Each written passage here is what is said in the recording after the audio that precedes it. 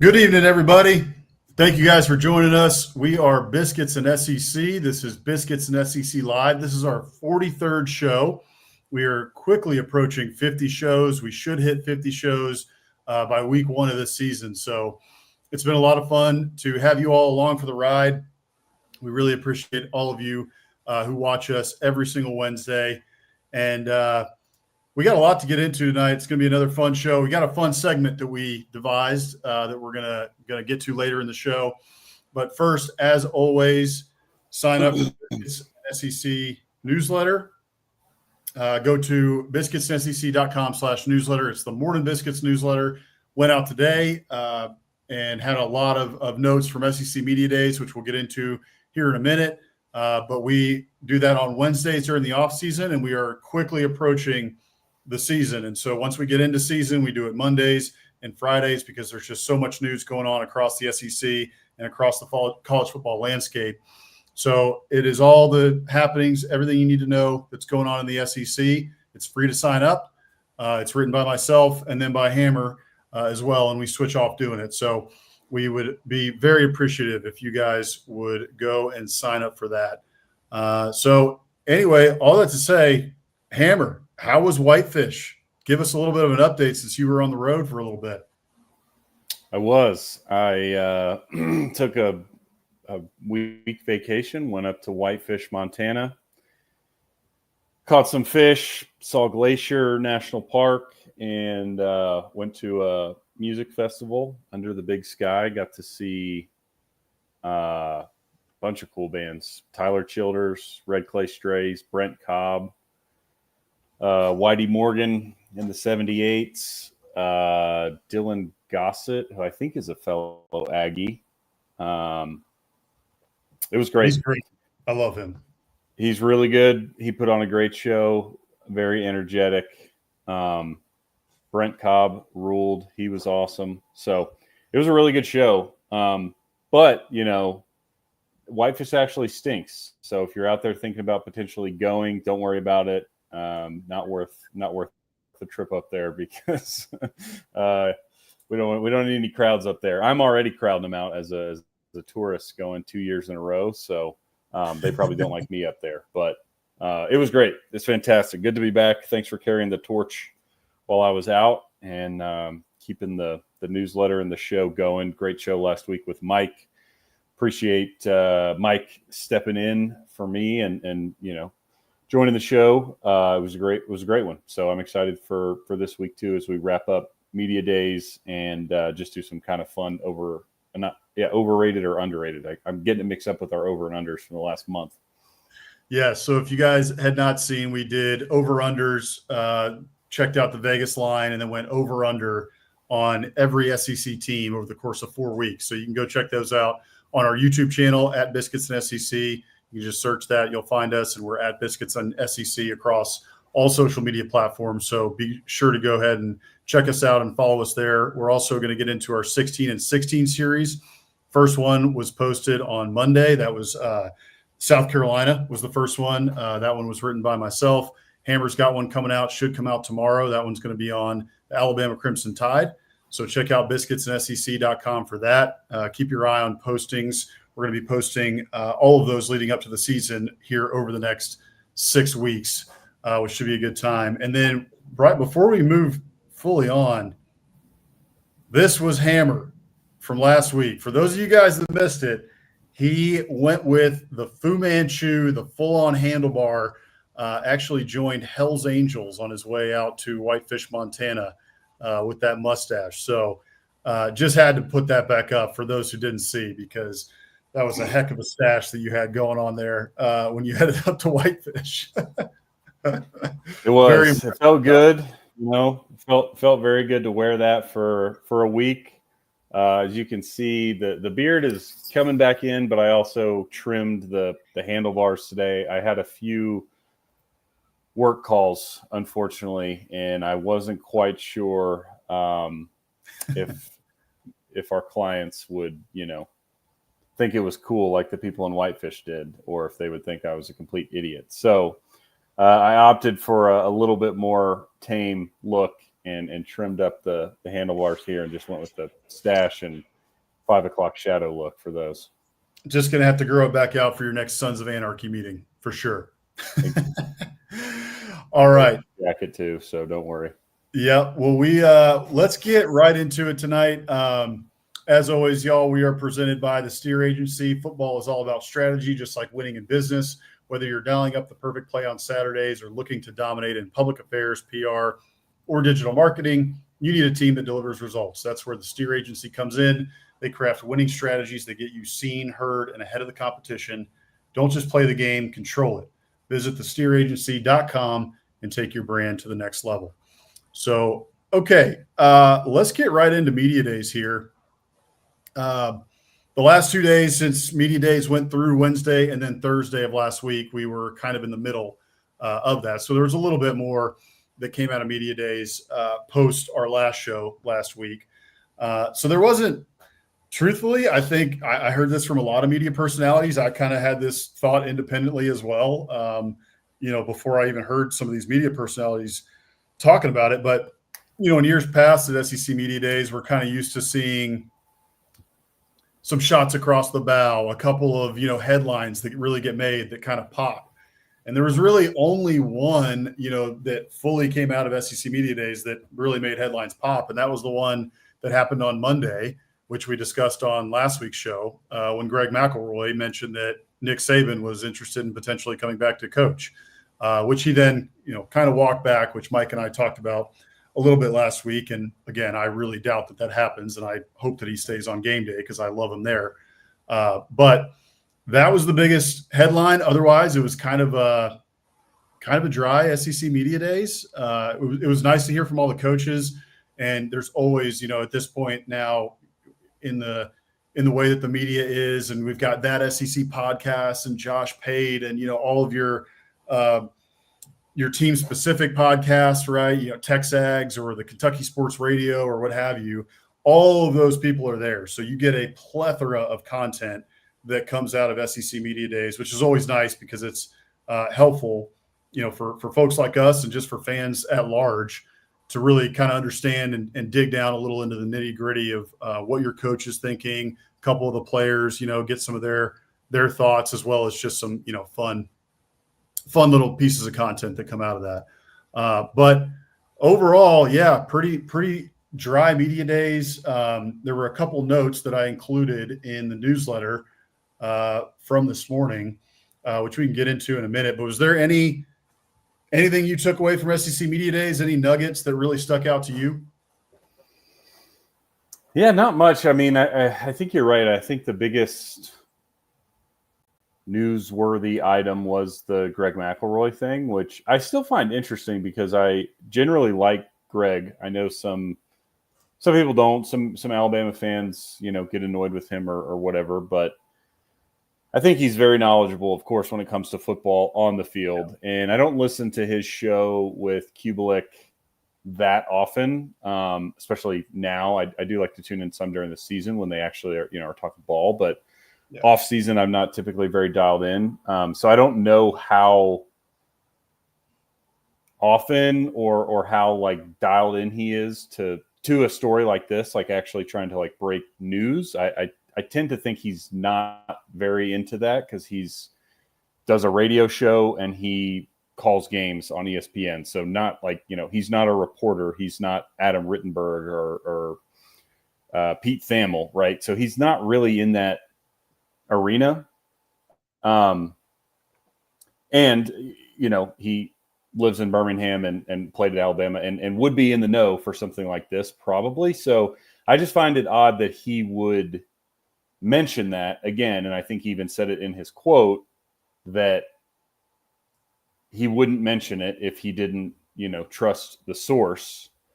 But I don't know. It just seems very far-fetched. So kind of an odd situation, maybe a little bit of a, dangling the carrot in front of the donkey type of thing with it being day one of SEC media days just to get some buzz going. But again, at the same time, I don't really think that's his MO. So I don't really know where it came from or what the deal is. But yeah, it seems like that's not really in the cards. But I know y'all talked about that last week, so we don't need to rehash it. In terms of the rest of it, yeah, I didn't think there was much. You brought it up like in years past, whether it was Kiffin or honestly, our former coach Jimbo. Like there was not necessarily like heated exchanges, but there was a lot more storylines almost coming into media days where you had, what are Saban and Jimbo going to do, or what are Jimbo and Lane going to do? Because there was some bad blood, and I don't think at the moment there's really any bad blood, because there's been a lot of turnover, and so it seems like it was pretty run of the mill. I think not just the conversation around media days, when you listen to various podcasts and stuff, but I also think, and this is typical, right? Coaches are confident, but I did come away thinking, a lot of coaches are pretty comfortable, it seems, with their teams and where they sit, which again, it's media days. So what are they going to say? Hey, quarterback's not looking so hot, or our defensive line is really struggling. They're not going to say that, but I don't know. I think you can read a little bit into it of like, man, these guys look pretty confident. So that struck me overall, but nothing really in particular, Yeah, for sure. So I'll dig into a couple of these nuggets that we had in the newsletter this morning, the Morning Biscuits newsletter. So Kalen DeBoer, one thing that he said that did make a couple headlines, if you could call them that, is that if the season started today, it would be Ty Simpson as the starting quarterback. So I think most people knew that. I think most people in the media had a couple things were leaking out. Alabama, people close to the program were starting to say Ty Simpson looks like the guy. Kalen DeBoer, he did not bring a quarterback. He didn't bring Ty Simpson to SEC Media Days, I think, intentionally, because he still is saying that it's an open competition. But you can tell you can parse his words, right, from what he said about Ty Simpson, that right now he's the leader in the clubhouse, and most likely he will be trotting out in Alabama's opening game as the starter. So there was that. Then he had Jeff Lebby talking about Mississippi State. He said that even though there was a lot of roster churn, a lot of roster turnover, as we talked about, a couple of weeks ago in our over-under segment on Mississippi State, that he felt like this year's team at this point feels more cohesive than last year's team. Like you said, that's probably some coach speak, right? Like, what is he going to say? You're like, oh man, it's not good right now. We need to get better. Most coaches aren't going to be that honest. So we'll see. But he said he was excited about where the team was at this point. So we're going to see how that turns out very soon. Napier made headlines talking about DJ Lagway. DJ Lagway, it sounds like, is mostly healthy. Right now, they have the quarterbacks throw 3 times a week. DJ Lagway is participating in all of those sessions. And he said that he's going to continue to do that. So his direct quote was, DJ has continued. We throw the quarterback 3 times a week. He's continued to do that. So we feel confident in terms of him being ready to go. Okay. Everybody knows. We've talked about it on here. Florida's season really hinges on DJ Lagway. And if that guy is healthy. If he's healthy, everybody feels like he's going to be something to deal with, one of the best quarterbacks, if not potentially the best quarterback in the SEC by the end of the season. So that one was interesting. And then there was a couple others too. We don't have to get into too much, but there was 2 coaches that kind of got just got the toughest questions, I would say, from the media, especially over the last 2 days. And that was Sam Pittman and Mark Stoops at Kentucky. And Sam Pittman, if you go back and read the transcript from SEC Media Days, the questions for him were, hey, your job status, has that been hurting recruiting? Like, how are you overcoming that? Like, what is hurting you in recruiting? Is the job status thing, or is that noise like trickling down to recruits? You've had so much roster turnover. How are you able to potentially win games with this roster turnover? And then also, one of the other questions was about the 2023 class and how most of the 2023 recruiting class for Arkansas is no longer on campus. and how his failure to keep those kids in Fayetteville, what the impact has been on the program. So those were some pressing questions for Sam Pittman. And then Mark Stoops, I listened to Kentucky Sports Radio and their recap of SEC Media Days and Mark Stoops' day and his comments, and they were saying he was a little feisty. There were some tough questions for him too, right? Coming off a tough season, what is it going to look like going into this year? The question was asked, what is his motivation level? And he kind of spat back a little bit, like, my motivation level is as high as it's ever been. It's always high going into the season. So that's kind of a stupid question, was essentially his answer. So those two got the most pushback from the media, or at least tough questions that I saw. So any thoughts on that? Not a ton. I mean, we talked about both of those guys. I think we actually, even talked hot seat earlier this offseason, and both those guys were in the conversation. Sam Pittman probably more so, but certainly Stoops, again, based on the questions he was getting and his responses, is at least starting to feel some heat. And I don't know. I mean, at the end of the day, in this league especially, you have to win football games. But I do think both of those guys are pretty good football coaches. So it would be one of those things where if things go poorly for either of those schools this year, and can't remember off the top of my head what we had for each of those in the over-unders, but I think I had Kentucky going under and I had Arkansas going under, actually. So in both instances, I'm not predicting a great season. But yeah, I guess I would say I liked the responses. And I think too, especially from Mark Stoops, because he's been saying some weird things in press conferences. And again, I do think he is a very good coach. And I think if you're Kentucky, if this season goes poorly, you have a very tough call to make, because he's the best coach you've ever had. So at what point are you willing to move on in hopes that you can find something better, versus kind of dancing with the girl that brought you to the dance type of a deal? Because, Stoops has been very good there. And the only reason he's in trouble is because he raised the expectations. So anyway, I say all that to say I liked the fire there, because there's been some weird stuff in press conferences, but even more so, I mean, I've heard it floated at least, which would be insane, and he's not going to do this. But some people, bring up maybe like retirement. Like, he's been there a long time. He's coached a long time. His brother's retired. He's not going to do that because of the money that's on the line, first of all. But second of all, it seems pretty clear he still wants what he's doing. He wants this. Yeah. And on the flip side, I think Pittman still wants it, but he's also been a lot more candid about retiring, and like, I kind of I have a timeline here. And Stoops, it definitely seems like, does not, whether it's at Kentucky long-term or elsewhere, it seems like his head's in the game and he wants to be coaching despite not so great seasons recently. And, all the litany of changes that have happened that could drive somebody like him out, who's a more old school type of a guy.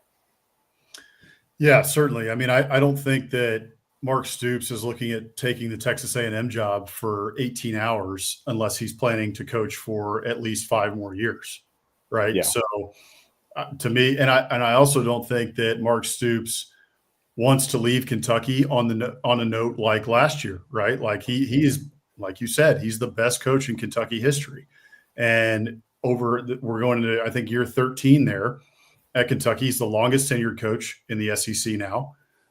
So I think if his time is to come to an end at Kentucky at some point, I think that he wants it to be on his terms at this point, and probably feels like it should be on his terms. Understandably so. The fan base is getting a little bit restless because now they've tasted a little bit of success. They had a sustained run of success of a couple 8-win plus seasons, and so they want that to continue, and they want Mark Stoops to be the guy to do that. But they've been a little frustrated with his comments in press conferences. Of course, they were frustrated last season. They were frustrated 2 years ago when the NC State transfer, remind me his name, Devin Leary. Yeah, Devin Leary. Came, and it just was kind of meh, So I think that he wants to end his Kentucky tenure on his terms. The other part of that, too, is, like you said, the money. Not to get too personal here, but Mark Stoops went through a divorce. So he's going to have payments that are going to have to be made to said spouse or ex-spouse. And not that he doesn't have a lot of money to be able to pay whatever he needs to pay. But why not, pad your pocketbook while you can, divorce or not, So I think, too, the last thing I'll say about Stoops is that listening to Kentucky Sports Radio and their take on Stoops and his time at SEC Media Days, they kind of seemed a little bit, I don't know if down is the right word. I think the Kentucky fan base is just there's a little bit of apathy that's starting to set in there. So maybe it was apathy, but they seem to be a little bit frustrated at his feistiness because he was a little bit feisty on the podium. And then with the local media, that was the word they used, was feisty. And I had a little bit of a different take on that. I was kind of like, if your coach is coming off of a 4-8 year or 5-7, well, I think they were 4-8, right? You're coming off of a 4-8 year. I want him to be pissed off. I want him to be feisty. I want him to be kind of, a little bit cocky and a little bit like, kind of on his toes instead of on his heels, and ready to kind of have some, answers that are shooting and show a little bit of spunk, man. Because we're trying to win games here, and 4-8 ain't going to cut it again. 4-8, you're going to get fired. So at least get us back to winning football. Get us to 7-5. Get us back to 8-4, and really on a better trajectory here. I think it's going to be tough, but overall, that was kind of my takeaway from what I saw from Mark Stoops. Sam Pittman, we'll see, man. I'm rooting for the guy. I love Sam Pittman. I think he's an awesome fit at Arkansas in terms of just personality. He's like Edo was at LSU, right? Like Edo at LSU, he was Louisiana, he was LSU. And so even if you don't like LSU, you're rooting for Edo because it's such a perfect fit. And it didn't work out there. But, Sam Pittman at Arkansas to me is very similar in that way, that he just fits very well at that school. So I want to see him succeed at Arkansas, for that reason. So hopefully he can get it, above 6.5. And by the way, you were under on both of these teams. I'm not a hater. I was over on both of these teams. So probably going to be wrong on at least one of those, maybe both, but I went with the over. Yeah. I think to close this out, just on that note, from SEC Media Days, I think the one thing that is interesting, and we talked about this honestly a lot during our over-unders too, but I find it fascinating. I think there's like two fronts, let's say, that are pretty interesting. And the first one being, there's really not a clear-cut favorite, right? Going through SEC Media Days, we're getting the preseason media predictions, the all-conference teams. Generally speaking, it seems like folks are on Texas, Georgia, Bama, and LSU as like a tier 1, where most people think the champion's going to come out of that crew. Mississippi State on the very other end seems to be the consensus, worst team preseason-wise.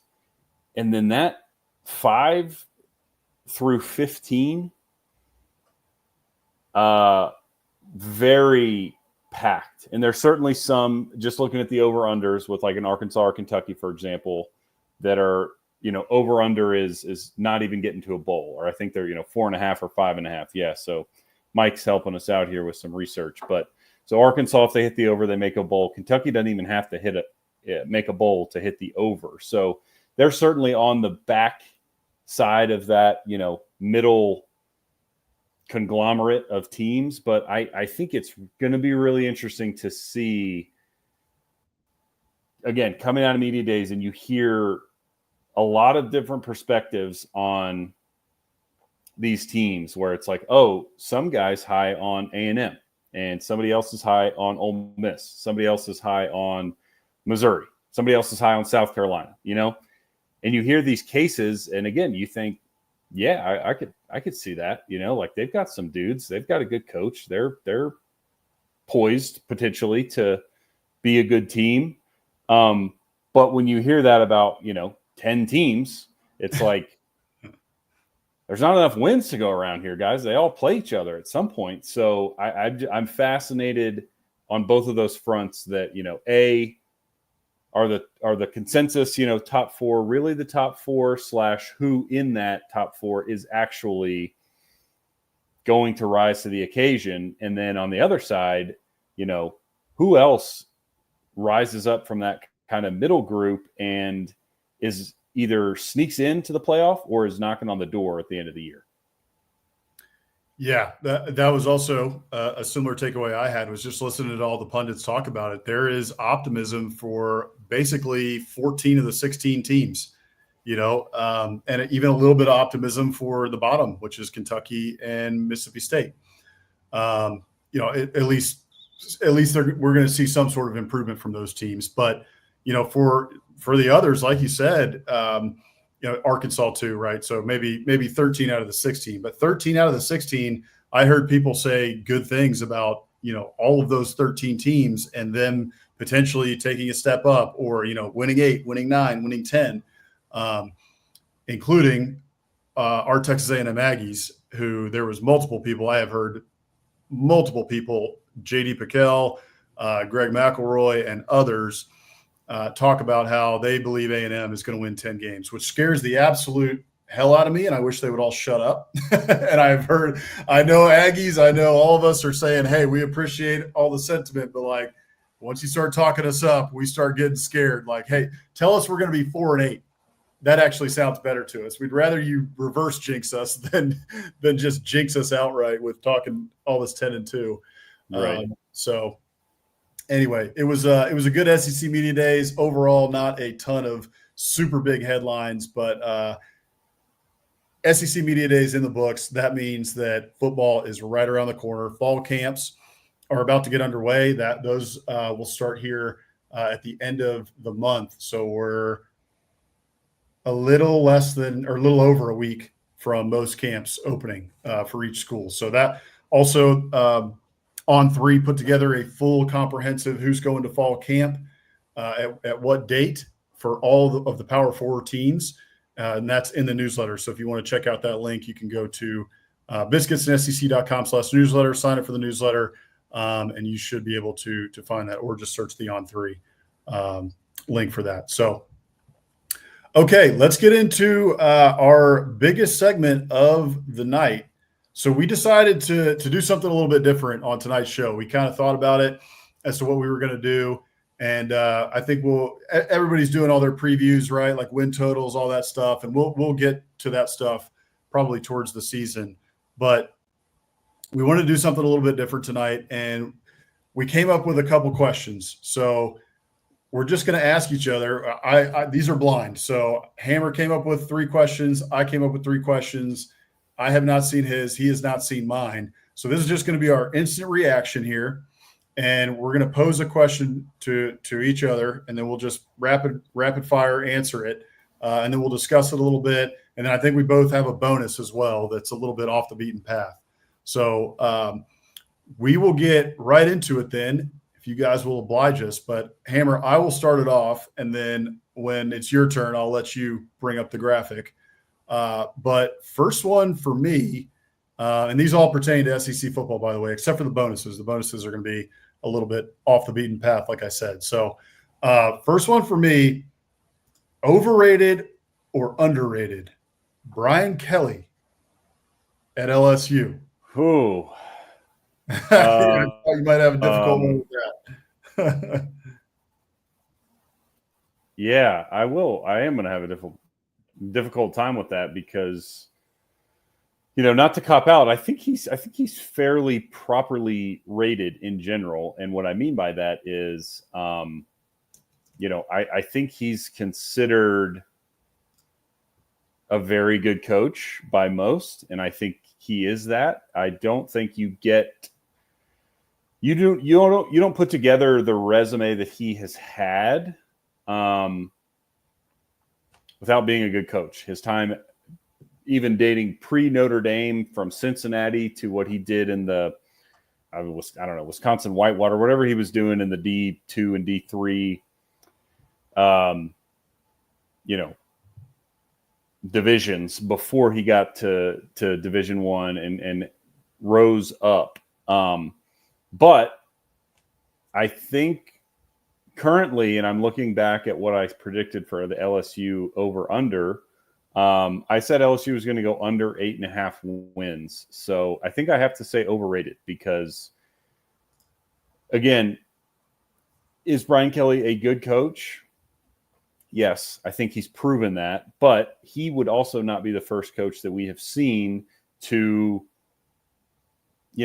fade away, let's say. You call it the games passed him by or whatever you want to say to describe it. We've definitely seen coaches that have had a lot of success that for whatever reason, as time goes on, no longer have that amount of success. And he has not been bad at LSU, but he's also not been great. Certainly he won the SEC West in his first year, which is a big feather in his cap. But, I think they still finished 9-3 that year. Mm-hmm. And then he went 9-3 the next year with the Heisman winner. And then he went 8-4 last year. So if I'm looking at this again, and I'm predicting LSU to not win 9 games this fall based on my gut reaction over under, then I'd have to say he's probably overrated, because I've heard a lot of people say this and I agree with it. Like, he's going into year 4 at LSU. If you can't, and I know it hasn't been a 12-team playoff the whole time he's been there, but like, if you can't make a 4-team, now a 12-team playoff by your 4th year at LSU, you're probably not doing something right, because everything else is in place there. I'm not saying you have to win a national title. I'm not saying you have to win the SEC, but to be one of the top 12 teams, that should be doable in 4 years at LSU. So again, this could very easily blow up in my face and they win the SEC this year and Nussmeier wins the Heisman and I look like a fool. But as of now, since you're putting the screws to me, I'll say he's overrated. I decided to, hold your feet to the fire on the first question there, but overrated. I thought you might go there or stand pat, but I wasn't sure. I think this year is pivotal for Brian. Obviously, this year is extremely pivotal for Brian Kelly. But in terms of this question, it's absolutely pivotal, because I agree with you. I actually say overrated. I think Brian Kelly right now is overrated. And that is because he is the head coach of LSU. And until you get LSU into the playoff, or you get LSU a national championship, in my opinion, a national championship, and I think LSU fans would agree with me there, until you win a national championship at LSU, hey, Ed Orgeron did it. Les Miles did it. Les Miles did it. I mean, if those guys can do it, you should be able to do it. And I know we're only here in year 4, and I'm not saying he should have necessarily won a national championship up to this point. However, he had a Heisman winner in Jaden Daniels. He won the SEC West, but we haven't been able to reach that double-digit win mark just yet in the regular season, which is expected at LSU. And with that comes playoffs and national championship berths. So we've reached neither of those milestones yet. And by the way, his successor at Notre Dame has been to the national title game already, has been to the college football playoff, and kind of is, I'm not saying he's taking laps around Brian Kelly right now, but he's out racing him right now. So in my opinion, right now, I'm not saying Brian Kelly's a bad coach. I think Brian Kelly is a very good football coach. But that's just where he is. He's a very good football coach. And right now at LSU, he came to LSU because of all the resources. He came to LSU to play in the best conference and to coach in the best conference in the country. And he said all of that stuff when he first got to Baton Rouge. So now it's time to back it up. Yet this far, he has not backed it up. So I'm going to go overrated for Brian Kelly. Take that, Tiger fans. Clip that. Yep. Just Yeah. wait. Now, again, I said it was pivotal. It's a pivotal season. So he could easily go to neutral or underrated even, right? Because if he wins the national title this season at LSU, I think you could even say underrated because of then all the success or whatever. So Right.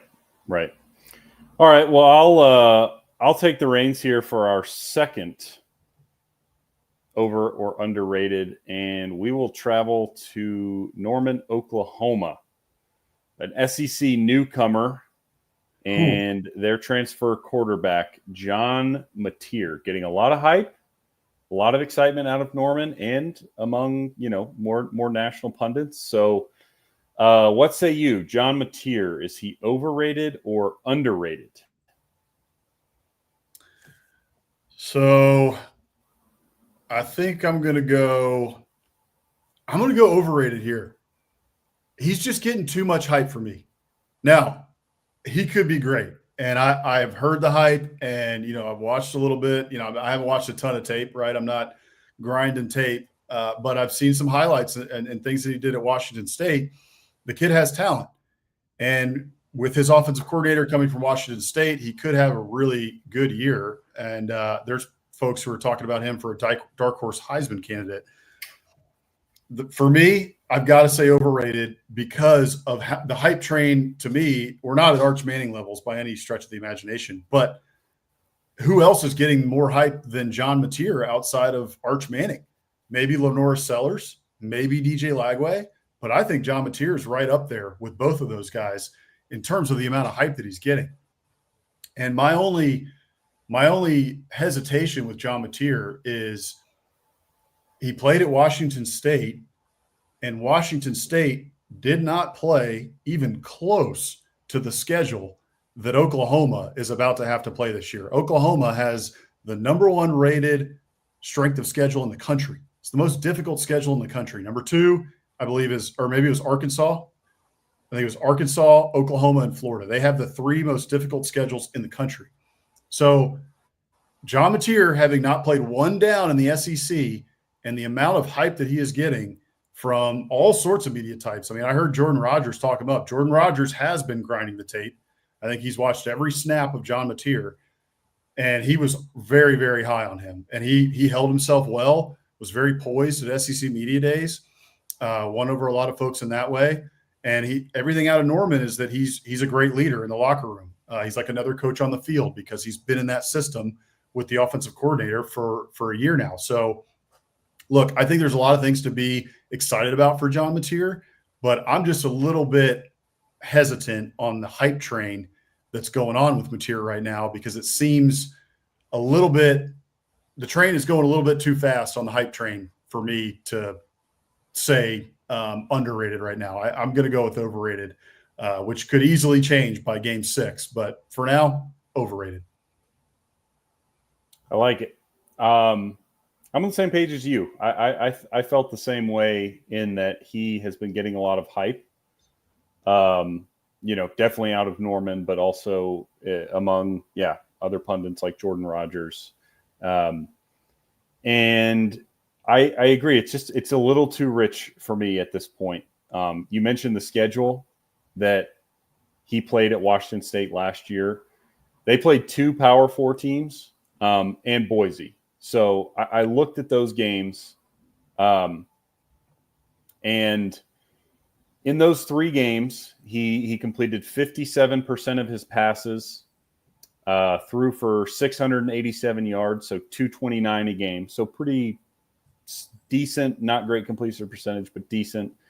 Had 4 touchdowns, 3 picks. And he also did add, because he can run, he added 3 touchdowns on the ground and 287 combined rushing yards. So decent stats. But again, it was Boise State and then Texas Tech and Washington were the other Power 4 schools. So I'm with you in that I'm a little worried about the step up in competition. And I know this is a John Mateer overrated, underrated discussion, but I'm still worried about that offensive line. And I think, to me, again, it's possible that he shines and has a great year and, Oklahoma goes to the playoff. That's on the table. But I think of him more in the vein of a Will Levis. A little turnover prone, very physical specimen, can run, just gritty, hard-nosed, but not quite. Again, we watched a lot of Will Levis, and we were even cautioning the, NFL draft people because they fell in love with his traits. But it's like, hey, if you watch this guy play, he's just not quite there. And I haven't seen a ton of John Mateer, but I do just worry that the step up in competition will render him a little bit. Again, I don't think he's going to be a bad quarterback. I don't think, but I think I see him as more of a middle of the road SEC quarterback this year, given the situation at Oklahoma and given the fact that, you're going from playing, no offense to Texas Tech and Washington last year, but those are his two hardest games, or Boise, I suppose, a playoff team. There's 10 teams in the SEC that are better than them last year, and most of them are on your schedule because you have the hardest schedule. So, right. Let's see you do some of that stuff against LSU, Texas, and the rest of that schedule. South Carolina, it's a gauntlet. Auburn. So I'm with you. I think, is he a good quarterback? I do think he's a good quarterback. Is he as good as a lot of the hype? I don't quite think so. So I'm going to go overrated as well. Yeah, and the other part to me too is, you mentioned he's a physical specimen, and folks at SEC Media Days, multiple media personalities commented on that, saying, in fact, Paul Feinbaum said something about that. He said, I met John Mateer in passing, said hi to him, we shook hands. There's a little bit of video on it out there, and I think Mateer came up to him, said hi, said he was looking forward to talking to him, and Feinbaum just commented. He said, I just didn't think Mateer was as big as he was going to be. Like he's a big kid, and so there's a little bit of that. But my question then is like, hey, this kid was from Little Elm, Texas. He's a Texas kid. If he was, this physical specimen or that good or that athletic, why wasn't he in the SEC right away? Like, why wasn't he, already on an SEC roster? Now, I say that, and it's not to say that he cannot excel in the SEC. We've seen multiple quarterbacks who have come in, right, from a smaller school or what have you, and even to different conferences who have excelled. Cam Ward is a great example, right? Cam Ward goes from Incarnate Word to Wazoo, and then Wazoo to Miami, and blows it out of the water. Has an incredible season last year and is the number 1 overall pick. So it's doable. He certainly could have a great season. It's another question in the back of my mind of like, okay, well, if everybody's hyping this kid up so much going into year 2, well, if he was that good, why was he at Wazoo? Why wasn't he at Oklahoma in year 1? Why wasn't he at, Arkansas or wherever? He's a Texas kid, right? And we know that there's so many recruits in Texas that there are kids who get overlooked. Baker Mayfield, Johnny Manziel to some degree back in the day was overlooked. He was a 3-star recruit, coming out of school. So maybe that's part of it, and we'll find out on the field this year. But that's kind of where my head goes, like you, overrated for now. Yep. Okay, my next one here is, I think, another tough one. So, Lenora Sellers at South Carolina, overrated or underrated? Yeah, this is another pretty tough one, I would say, just because of, similar to Mateer, the hype is pretty high right now. Yeah. But I'm going to say underrated. And I just think watching that kid play last year when he really turned it on, 4 or 5 games into the season, I think he's really, really good. And I don't know, we talked about the South Carolina over and under already. And we talked about, they've lost quite a bit of guys. They know Rocket Sanders, who are his weapons, like Nick Harbor, physical specimen, hasn't really done a whole lot production wise. But I think to make this simply about Lenora Sellers and maybe not about, South Carolina's potential record this year, I don't really have many questions about the type of football that Lenora Sellers can play. Just go back to the Bama game, or maybe a better example is the A&M game. I mean, he doesn't go to the ground. You can't sack him. Like, it's unbelievable how, good of a runner he is downfield, but also just his escapability in the pocket. He's so big, he's so physical, and guys can't get him to the ground. And so I'm going to say underrated here, even though he's very highly rated. I mean, I think for my money coming into the year, based on what I have seen, he's the best quarterback in the SEC. Is that going to bear out throughout the season based on statistics? I don't know. Nuss could have a great year. Mateer could have a great year. Arch Manning, could have a great year. But based on what has been put out there in this league coming into the year, I don't think anybody is better than Sellers. So I'll say he's underrated. I like that. You're right. The hype train is high right now for Lenora Sellers. That's why I asked, because it's a tough one. And especially because the SEC media folks agree with you. He was the first team all SEC selection at quarterback for the SEC in the preseason. So I struggled with this one a little bit. I think I'm going to go overrated. I'm calling everybody overrated so far. I don't everybody's overrated. 3 for 3. 3 for 3 on overrateds right now. Maybe that'll change. We'll see. But I think he's overrated. And the reason I say that, it's honestly not even totally about him. I'm worried about what is around him. I'm not so – Nick Harbert has a lot of talent, right? They brought in a tight end or two in the portal. They've got, a couple other wide receivers, but they need people to step up. And they need people – everyone knows that Lenora Sellers needs to get better through the air. I outlined it in the 16 and 16 for South Carolina, which is at biscuitsandSEC.com right now. You can go check that out and read it. But I think it was 5 games that he was under like 200 yards passing. And now he makes up for some of that in the run game. I understand that. Like you said, the kid's impossible to take down.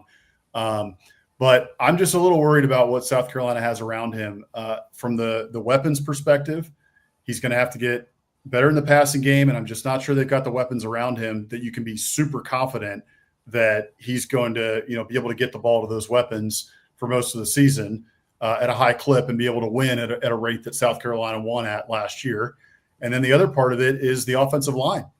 There's a lot of questions. Mike and I talked about this, Mike Huseman and I, of Off Season After Dark. We talked about this a little bit last week. He's our resident South Carolina guy for the After Dark Network. And South Carolina, I believe they returned the 2 tackles. So the left tackle and the right tackle are coming back. In fact, one of them was an all SEC selection as a freshman, all SEC freshman. But they're having to replace all 3 of the interior offensive line positions.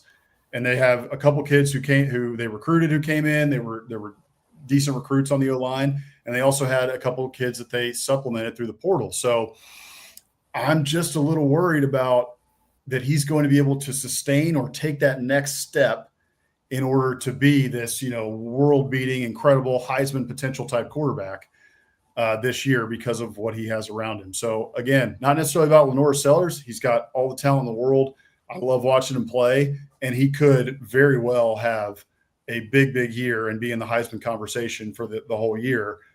But for me, I'm just a little bit worried about what surrounds him at South Carolina right now to be giving him an all SEC first team selection in the preseason. And then just really looking ahead to say, yeah, he's got it. He's going to be a dark horse Heisman candidate the whole year. So that's where I'm at. A little bit more about the team that surrounds him. But for that reason, I'm going overrated. All right. Fair enough. So, yeah, 3 for 3 on overrated. Well, I have a feeling I know where you will fall on this next one, but we'll see. This is going to hit close to home for us. Our Aggie quarterback, Marcel Reed. Overrated or underrated heading into the 2025 season? Man, that's another tough one here too. So there's been a couple things that have been going on recently with Marcel Reed in terms of just the talk that surrounds him. For a while, really leading up to SEC Media Days and even through most of SEC Media Days, there was very little talk, frankly, about Marcel Reed. Kind of like he was an afterthought, and in a sense, with Mike Elko not bringing him to SEC Media Days, that raised a couple questions. But that also kind of made him an afterthought in a sense. And I think that Marcel's underrated. So you broke my streak here. I think Marcel Reed is underrated. And the reason I say that is really because of some of it is intangibles. I mean, I think that the kid, if you watch him in interviews, we've talked about it a couple times in this program, he is very poised, well-spoken, carries himself in a great manner. He's obviously a leader. He's a born leader. One of those kids that's a born leader, and you can see it, from talking to him for 5 minutes. So that's part of it. The other part of it is another intangible, which is moxie. I heard JD Piquel talk about this the other day, just about he mentioned that Marcel Reed has psychopathic tendencies, and he meant it in a good way. He just meant that the kid's a killer. And it was true. I mean, think about last year. Third game of the season, you have Connor Wiegman, who got injured in the Notre Dame game and was, fighting that off. And he can't play at Florida. So Marcel Reed comes in, starts that game, and they win 33-20 going away by the end of that game. Marcel Reed played extremely well in that game in a difficult situation on the road. That's moxie. He just walked in and did it, and it was impressive. So then not only that, then LSU later in the season, he comes in the second half in a very difficult situation. LSU's got A&M on the ropes. I mean, they're punching them in the mouth in the first half, and it looks like LSU's going to blow the doors off of the Aggies, frankly. Marcel Reed comes in the second half, 5 straight drives, 5 touchdowns. LSU can't stop him. They cannot figure out how to stop him on the ground. So then the second half of the year, it gets tough, but he also didn't play terrible in those games. If folks remember, okay, after the LSU game, they go to South Carolina. They get whipped 44-20. However, South Carolina was up in the first half of that game, and it looked like they were going to run away with it. And then Marcel Reed brings them all the way back, and almost they should have had the lead going into halftime, except for they didn't get to kick a field goal, what have you. They got a sack or whatever that ended up taking them out of field goal range. They should have been leading going into halftime of that game, and that was because of Marcel Reed. The second half, he didn't play so well, but then there was really only 2 other games there that he didn't play very well. And in fact, I think overall in totality, when you're looking at the body of work that Marcel Reed put in 2024, there's 2 things to mention on it. One is that there's only 2 games, in my opinion, that he really did not play well in. The first one is Texas. Texas was one of the best defenses in the country last year. They were doing that to everybody. It didn't matter who it was. They were doing that to everybody. So it's a little tough to, really pin that on a first-year quarterback who's only had a couple starts under his belt to, just already throw him under the bus after the Texas game. So there's that one. And then really South Carolina the second half. Those are the only 2 because Auburn, he played very well. They had that game, they came all the way back. They push it to 4 overtimes, and then a catch in the end zone is what ends up ending the game because it was dropped for the 2-point conversion. So yeah, to me, it was only the second half of South Carolina and then Texas. And the second thing to mention about it is we're talking about Marcel Reed in a much different light if the defense makes a couple of stops against USC. Not South Carolina, but USC in the bowl game, the Trojans, because Marcel Reed played very well in that game. They scored 31 points. They should have won that game, and the defense completely blew it. So you're probably talking about A&M at 9-4, potentially even 10-3 at the end of the season if they get that Auburn game, which they very well could have. And then it's a totally different conversation about Marcel Reed. And it really doesn't have to do with Marcel Reed's play on the field. It has to do with the win column and how many wins that A&M was able to rack up. And then, they ended up being 8-4, 8-5 with the bowl game loss. And it's just the same old narrative, right? Texas 8-4, Texas 8 and this. So I don't think it's really about Marcel Reed's play. I think people are overlooking Marcel Reed. I think he's underrated right now because of what happened with the defense and how the defense let him down and dropped a couple games in that way. So I think Marcel Reed's underrated. I think people are kind of sleeping on him. Yeah. I loved everything you said there. Somebody call the Homer police because the two Aggies are about to say that their quarterback's underrated, because I'm with you. Like I said, I agreed with everything you said there. I felt like at the end of last year, there were definitely games where Marcel, did not play quite as well as he did against, say, Florida or LSU. But it was more so the defense that let them down, with the exception of the Texas game. But again, the Texas defense was really, really good. And even to defend Marcel a little bit more in that game, a lot of the issues that the Aggie offense had in that game was short yardage, where they were handing the ball off, that's an offense or a play calling issue. But if you're the quarterback and you're handing the ball off and you get stuffed, really no indictment on your play. I mean, you're running what is called, and you're not even the one with the ball in your hands. So, again, any football fan can say this at the end of the year, if, ands, or buts about what could have or should have happened. But like, that game looks a lot different potentially if A&M can punch one or two of those in, whether it's, by blocking it upright or calling a different play, because the reality is they were on Texas's doorstep, was it 3 times on the goal line? So like, Marcel had them there, or the defense got a turnover. I mean, it was all sorts of things. It's not also only Marcel Reed got them to the goal line, but they were there 3 times and they couldn't get in. But he wasn't the one. He didn't throw a bad pass. He didn't throw a pick or anything like that. It was just, hey, they got beat up front and couldn't get it done. And to take it a step further, again, a lot of this kind of goes around hype. We talked a lot about the hype for Lenore Sellers, for John Mateer. And I agree. Marcel Reed's basically getting no hype, which I think is kind of makes it easy to say he's underrated because nobody's really talking about him. But I think one thing, too, that leads me to say he's underrated is the way the staff talks about him, and just in terms of, what he went through last year, what that whole offense went through last year with the flip-flopping of quarterbacks, new coordinator. I mean, don't forget, Marcel Reed was a Jimbo recruit his first year, and he played a little bit in the bowl game after A&M's third quarterback got hurt that season. So he comes in as a freshman, 4-stringer for Jimbo, gets a little bit of action in the Oklahoma State bowl game, comes back last year, is not expected to be the starter, gets thrust into action with the injury, then gets thrust into action again after, getting benched is not the right term, but surrendering the job back to the starter.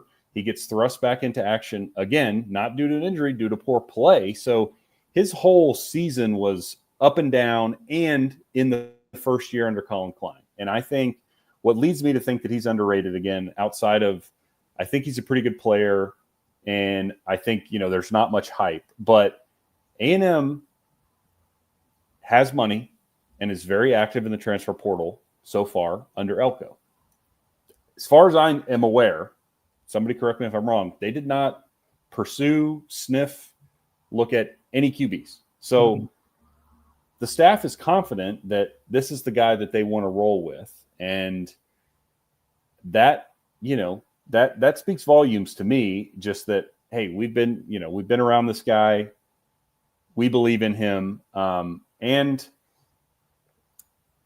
do I think he's going to be an All-American? Do I think he's going to, lead the SEC in passing? No, but I think his legs are really good.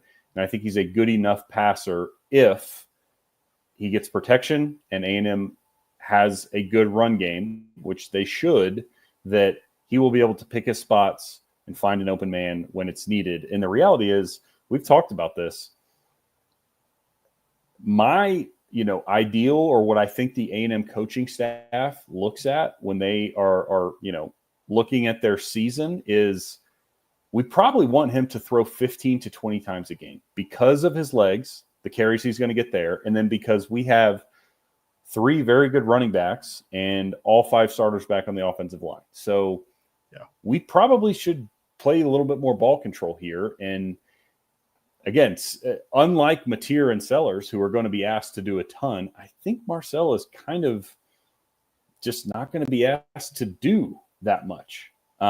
So I say all that. I think he's underrated as it stands now, heading into the year. Yeah, I'm with you. All right, we're going to have to go a little quicker through the rest of these because we are at time here, but more free football from Biscuits SEC. That's what we do here. So let's move to my final one here, which is the Ole Miss Rebels. Just the team as a whole. They are preseason in the top 25, but barely in there. And so I think people are sleeping on the Rebs a little bit right now. They don't think the roster is as talented as it was a season ago. So where are you going here? Overrated, underrated, Ole Miss. This is a tough one. I'm putting the screws to you fully. Yeah, truly. This is tough because I think it's fair to assume that Ole Miss will take a step back based on what they lost. You look at last season, the hype coming into it based on the talent that they had. Everybody said it, and I think it was true. That was the most talented team ever for Ole Miss. Yeah. So they don't have that this year. They don't have all that talent, especially, up front on defense. But to take this back to what we talked about during over-unders, I kind of just trust Lane Kiffin. I mean, the guy's been winning ball games at Ole Miss, and he did it with Matt Corral. He did it with Jackson Dart. I'm skeptical of Austin Simmons just because I hadn't seen him. Nothing against the kid. He certainly has not done anything bad to make me think he's a bad quarterback. It's just, I don't know what to expect. But again, same concept applies. Lane Kiffin loves the transfer portal. They didn't sniff around. They weren't looking for anybody. They're confident in Austin Simmons. So I have to assume, especially being coached by Lane Kiffin, who never really has a bad quarterback, I think he's probably going to be pretty good.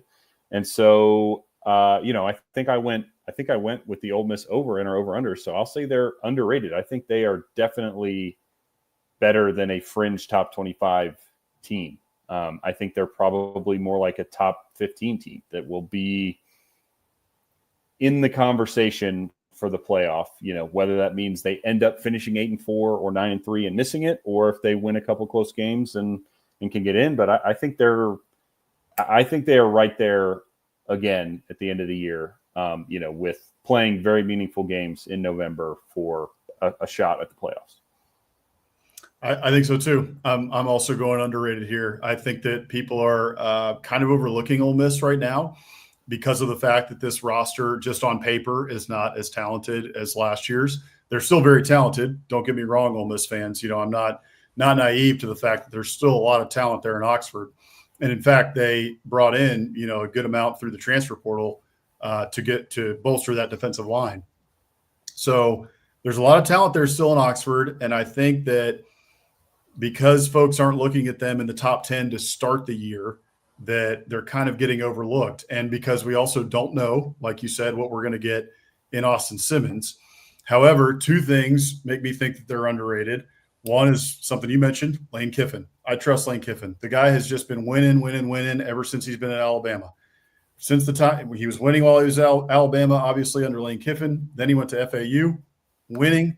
Now he's at Ole Miss, and all he's been doing is winning. And he's brought that program to a place that it hasn't been since Archie Manning was there, winning 8, 9, 10 games a year, multiple 10-win seasons now. at Ole Miss. So there's that piece of it with Lane Kiffin. I also trust Lane Kiffin, along with the Ole Miss coaching staff and a lot of the Ole Miss fan base, who has been very, very high on Austin Simmons ever since that kid got to campus. They've been talking that kid up like the South Carolina fans talked up Lenore Sellers before anybody saw him play a down of football. And they've been very excited about him. And we got a glimpse of it against Georgia last year when he comes into the game and marches them right down the field for a touchdown against freaking Georgia. Like, that's impressive. So, and he looked crisp on that drive. Go back and watch that drive. If you don't remember it, it's worth going back and watching because it was something to watch. So, and like you said too, on the back end of that, even when Jackson Dart was the quarterback, he brought in Spencer Sanders to compete with him. Yeah, he didn't do that with Austin Simmons this year. Now they brought in a couple quarterbacks in the transfer portal, one who eventually transferred out. I think they brought in 2 or 3. But that was for depth, and everybody knew it was for depth, right? It was obvious that this wasn't someone who was coming in to compete with Austin Simmons. Austin Simmons is the guy. So I think for all those reasons, I think Ole Miss right now is underrated going into this year. Yeah, totally fair. I think on the same page there. So let me pull up my last one. Not even team specific, so maybe I'll catch you off guard here. But I feel like there's been a lot of debate lately on, it's the off season, so a lot of debate on atmospheres and what's the hardest place to play, blah, blah, blah, blah, blah. And I feel like Bryant-Denny is an interesting one because, the record at Bryant-Denny over the last 15 to 20 years, thanks to Nick Saban, is impeccable. Without looking it up, I'm just going to go ahead and say it's probably the best home record since 2007 of anybody in college football. But what are your thoughts? I know you've been to a game there. What are your thoughts on like the atmosphere there? Team aside, obviously it's DeBoer now, so it's a little bit different, without Saban. But what do you think? Do you think the atmosphere at Bryant-Denny is overrated or underrated? Man, that was a good one. That one definitely puts my feet to the fire there. So for those of you watching, I've been to 2 games at Bryant-Denny Stadium. Both of them were massive matchups. The first one I went to is one for the books that I'll remember for the rest of my life. That was the Johnny Manziel game in 2012 when he walked into Bryant-Denny Stadium, came out with a win. That game was down to the wire. The Aggies essentially had to get an interception when Bama was knocking on the door, and then also had to get them on a false start on a 4th down in order to close out that game. 29-24 was the final score.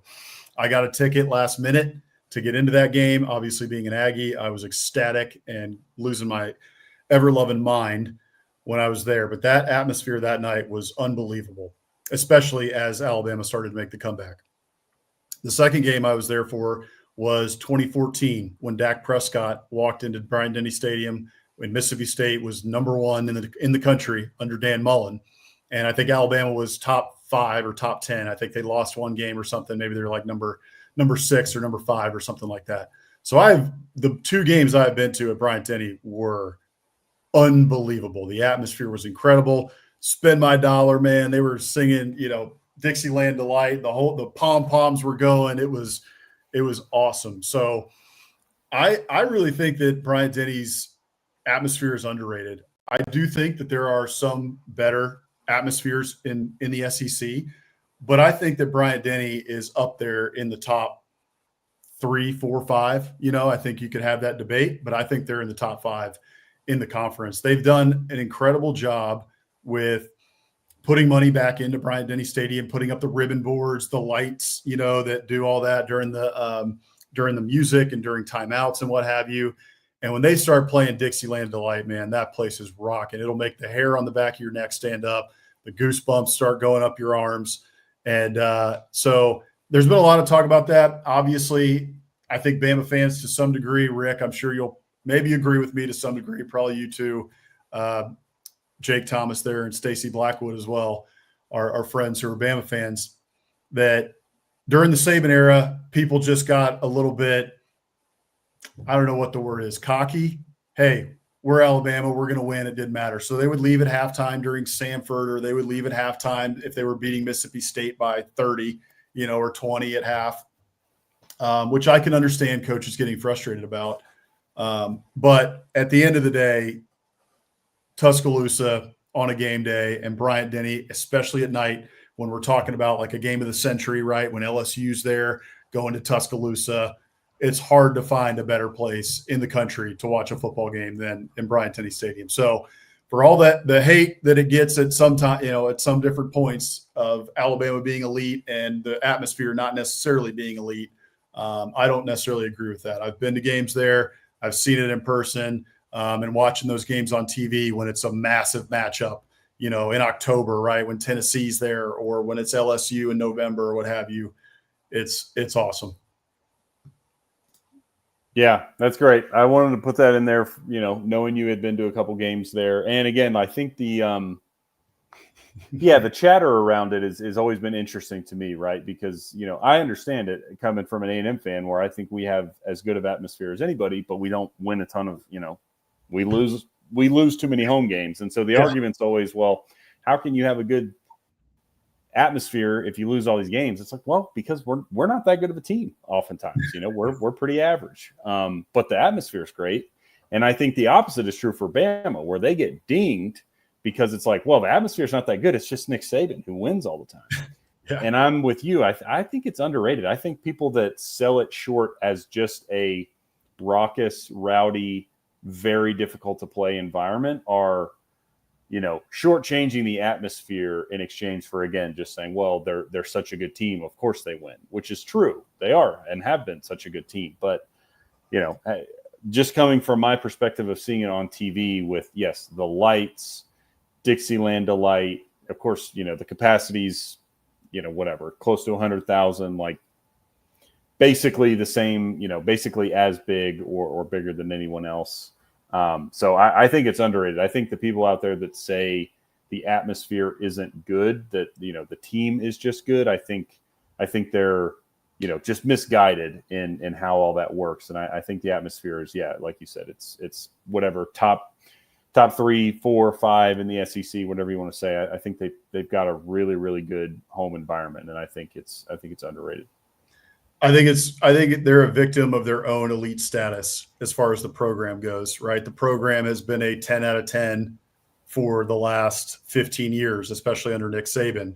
And so because of that, everyone expects everything else at Alabama to be a 10 out of 10, a 12 out of 10, just through the roof incredible. And I think they get dinged because maybe it's a 9 out of 10. Like their atmosphere is really cool. It's really, really good, really incredible. A lot of fun to be there on a game day. And it is a difficult place to play. When you are near that student section on that side of the field, they are raucous, man. They are loud. I've been in that student section. So yeah, I mean, just ask Kirby Smart in Georgia last year, right? Yeah. Nick Saban was gone. It was Kalen DeBoer roaming the sidelines, and Alabama beat them. And Alabama was down last year by that standard, right? They finished 9-3. Well, they didn't lose at home. No, that's exactly they lost right. those games on the road. They lost at Oklahoma, at Vanderbilt. Like that's a great atmosphere. Yeah, definitely. And Rick here is right. It can be hotter than hell there in September. And we're well aware of that too as Aggies, man. You sit in that student section in September, even early October. I've sat in a couple games in early October in the student section at Texas A&M. And if Frosty the Snowman walked in there, he'd be dead within a minute and a half, 30 seconds. He'd be nothing but water. So, man, I get it. It's the same thing. There's a couple places like that across the South, that's for sure. So, okay, so now we've got our bonus round here. I've got 2 bonuses for you, so we can do this pretty quick. So here's my first bonus question for you, underrated, overrated. SEC Nation, the show. Overrated, underrated? I think it's underrated. I mean, I think College Game Day has done a good job with the additions they've made in the last couple of years. But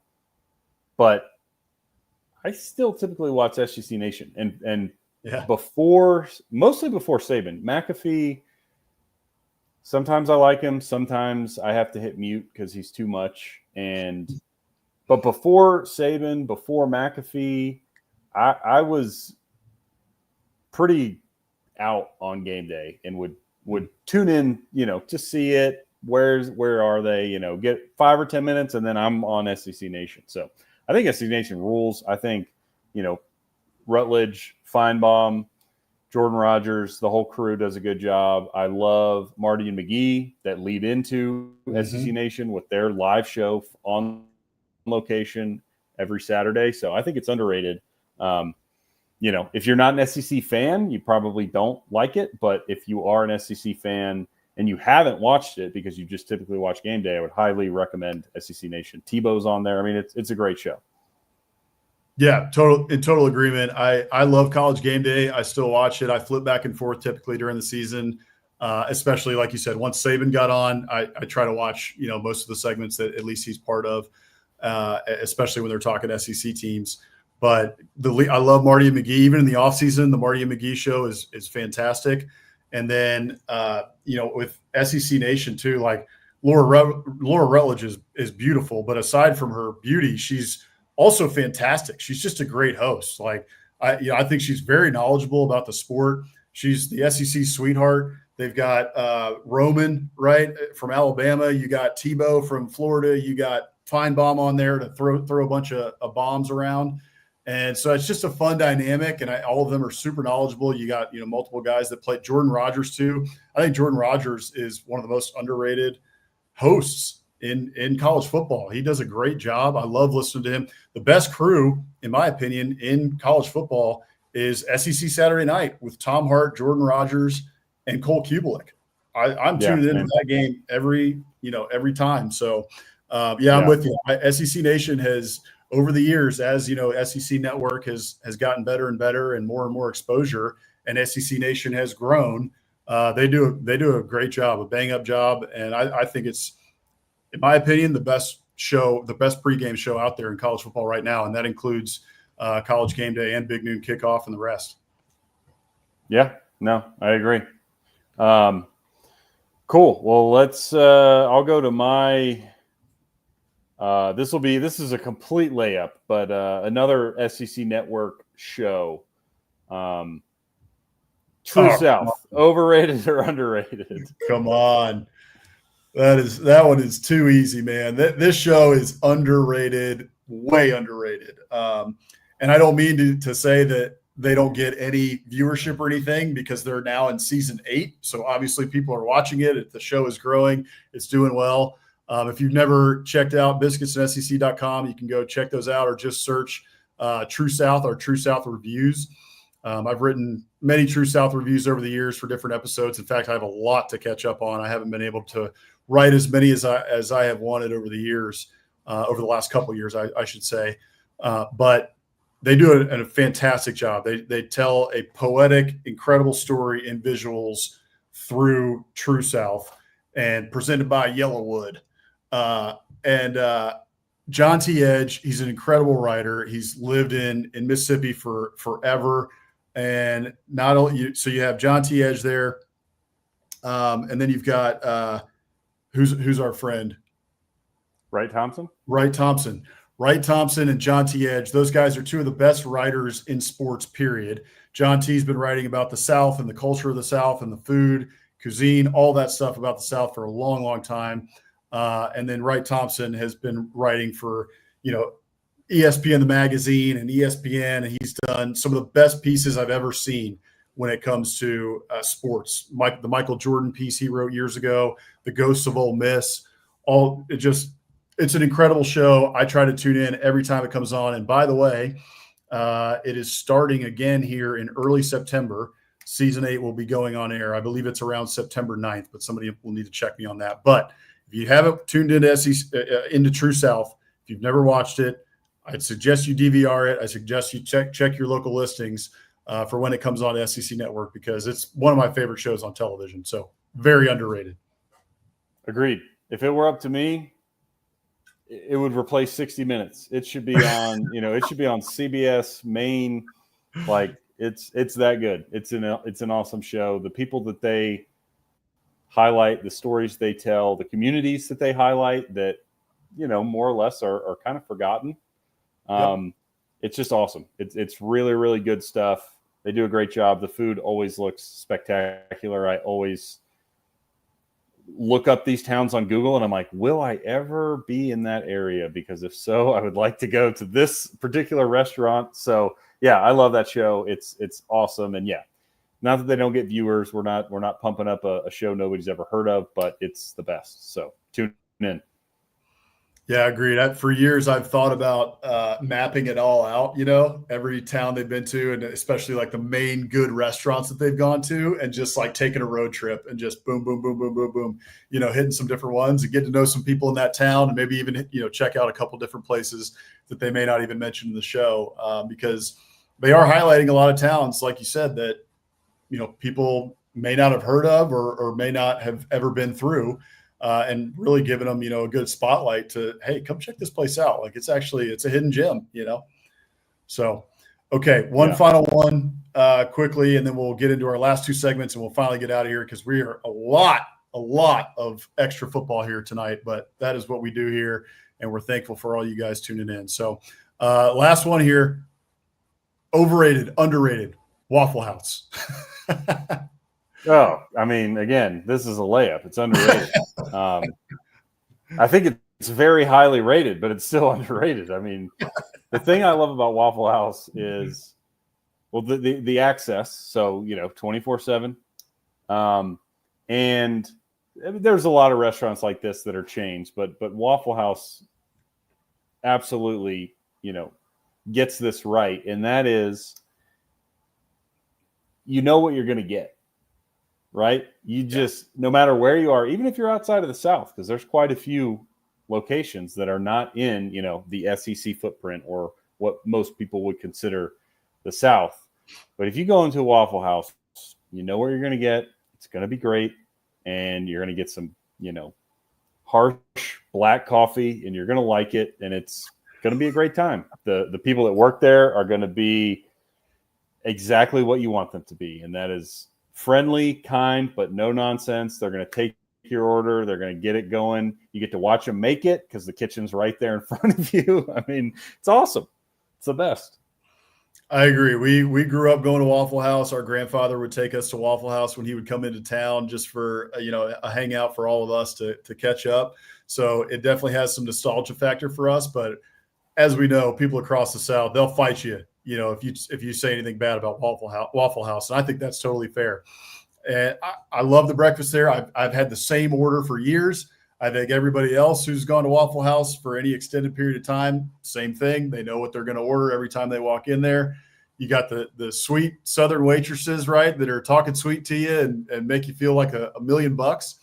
And then at the end of the day, too, you also know that if there ever is a fight that breaks out at Waffle House, you want the line cooks at Waffle House to be on your team because we're gonna smoke some fools right? if those folks are on your side in any fight. That's for sure. So it is. That's another good point, Rick. Food on your table in 5 minutes. Yep, quick, fast. Exactly. It's good. It's fast. Yeah, yep. I'm an all-star special man myself. I don't know, and then a side waffle, but the all-star special just load me up. Yeah, I'm with you. Pecan waffle, butter, syrup. I always get like 3 sides that I don't have enough room to eat. Hash brown, sausage, bacon, and as much black coffee as I can drink. That's always been my order. So, yep. All right. Before we get to these last 2 segments, very quickly, guys, we've talked a little bit about it here, but the 16 and 16 series is going on biscuitsandSEC.com. We're going to be posting those over the course of the next 6 weeks. We've got one that should be coming out tomorrow on the Alabama Crimson Tide. The first one was by me. I put out the South Carolina 16 and 16 on Monday. So be sure to go check out that. We do a whole in-depth look at the programs that we cover. And so we talk about the investment that's going on in the program. We talk about the NIL that's going on. We talk about the structure of the program, the coaching staff. And then we also get into what is going to be going on with the roster this season, what to expect in the 2025 season. And then we also take a look back at 2024 and what went right, what went wrong. And then we give them a Biscuits rating out of 12. So please go and check those out. It's some of the best work I think that we do during the off season leading up to the season. So, all right. we can close the show out here. I've got the Muschamp Coach of the Week here. Muschamp, Coach Muschamp, as you guys know, for those who have watched for a while now, we love Coach Muschamp here. This is an award that is meant to honor him.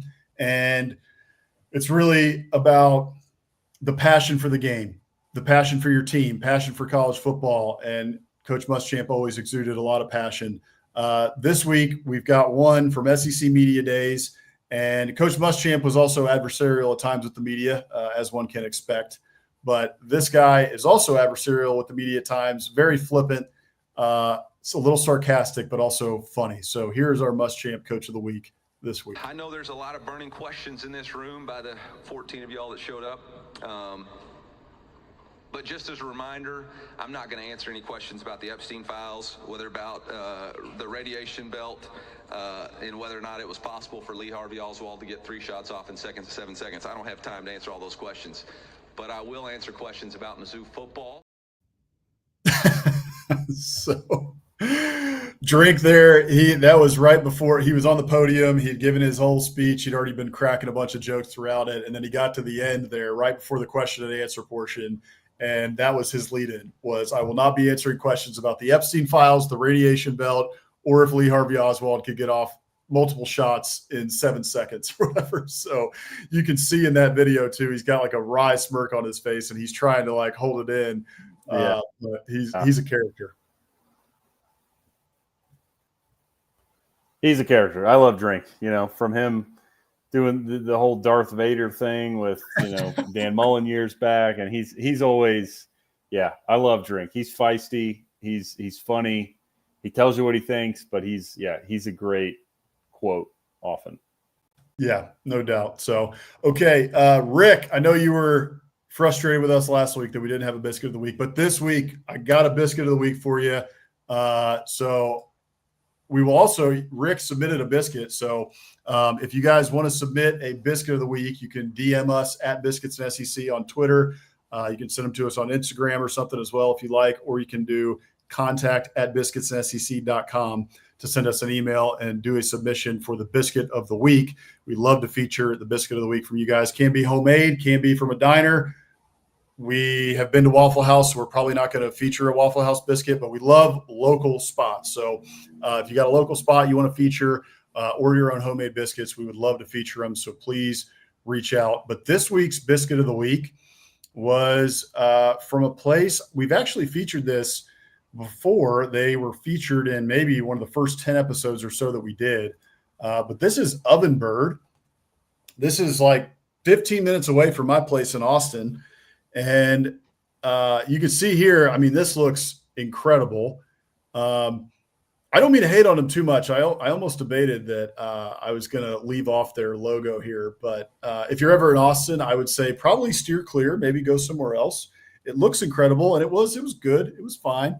The bacon was okay. Waffle House had better bacon between me and you. But the biscuit was actually the best part of this meal. The biscuit was easily the best part. The time before, when I went to Oven Bird, they had a biscuits and gravy meal that was actually very good. But this time they didn't have it on the menu. So I got there, they didn't have it. I said, all right, well, I got to get a biscuit.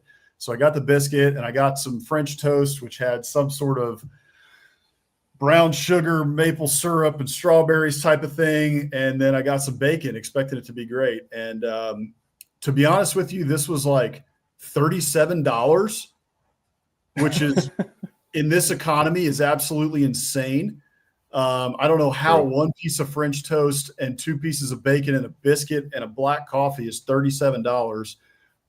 So the fact that it was $67 or maybe $84 and was pretty mediocre, I just wasn't loving it. But at the end of the day, the biscuit was really good. And so what can you do? You live and you learn. But I would suggest going to maybe a place like Biscuits and Groovy or Briskets. Briskets in Austin is incredible. They do brisket on a biscuit, and they put some jelly jam on it, and it is like, it'll blow your mind. We have featured them on the show before. So maybe avoid Oven Bird if you don't want to spend $98 on a biscuit and some black coffee. But that's that. That's our biscuit of the week. That's our first like wishy-washy review, I think. So that's good. We need some variety in here. Normally we're just kind of oogling over some biscuits, but yeah, we need some variety. So drop the hammer. Yeah, we're honest here. We just tell the truth. And so the truth was it was pretty okay for $69, like I said. So anyway, That is going to do it for us this week. Thank you guys. As always, we are presented by the Steer Agency. And as always, go ahead and sign up for the Morning Biscuits newsletter, biscuitsandSEC.com/newsletter. It is free to sign up. Written by myself and by Hammer every week. In the off season, it comes to you on Wednesdays. During the season, it comes to you on Mondays and Fridays. And there's just a lot more to talk about during the season. So it's all the happenings around the SEC. And it's gotten great reviews from some good folks in the media biz. So we hope that you guys will sign up for that. You can also check us out at Biscuits and SEC across all social media platforms, and go check out those 16 and 16s on biscuitsandsec.com. We will be on SEC After Dark tomorrow evening. Be sure to also check out all of the shows across the After Dark network. We've got Bama After Dark, which just launched with Jake Thomas. He's doing a great job on that. We've also got Off-Season After Dark, which Mike Huseman is doing. He's been doing a great job on that. He's got an SEC guest on this week, so be sure to check that one out. And that should do it for us tonight. We will see you guys on next Wednesday, and we'll see you guys tomorrow night for SEC After Dark. For Hammer, I am Bossman. Adios. Have a good night. Appreciate y'all.